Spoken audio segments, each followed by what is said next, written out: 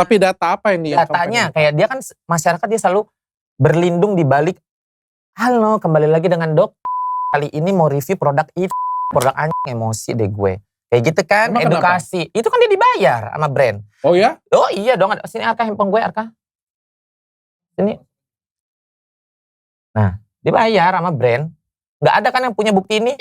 Hanya aku yang punya. Makanya harusnya kan dia mikir. Dia mikir dong. Kok kamu bisa punya? Lah karena sedekat itu. Dia butuh bantuan apa, ayo gue bantu, gue jabanin. Dia sampai datang loh ke studio gue. Sampai datang ke kantor gue, ke studio gue lagi rekaman. Itu ada saksinya Posan Tobing. Drummer. Dia kan punya anak buah, kenapa dia harus menggunakan? Ya anak buahnya kan gak ngerti kapasitasnya, berarti tidak sampai. Makanya dia sampai memilih saya. Untuk menginterpretasikan apa maunya dia. Oke, mana saya lihat. Apa yang dia datang, kamu ada Posan Tobing? Disuruh nyerang semalaman itu dikasih produk-produk. Gue aja gak tahu nama produk itu apa. Produk gini-gini apa sih? Gue lupa lah. Yang ternyata itu gak dijual. Ya.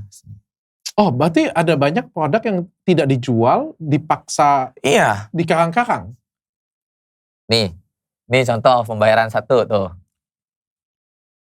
Ya kalau ini kan cuma Jangan bocor ya. Ini cuma pembayaran ya, ini aku kasih sebesar contoh 500 juta. Ya. Pembayarannya ke Ya, berikutnya. Tapi kan kita nggak ada yang tahu Slide ya. berikutnya.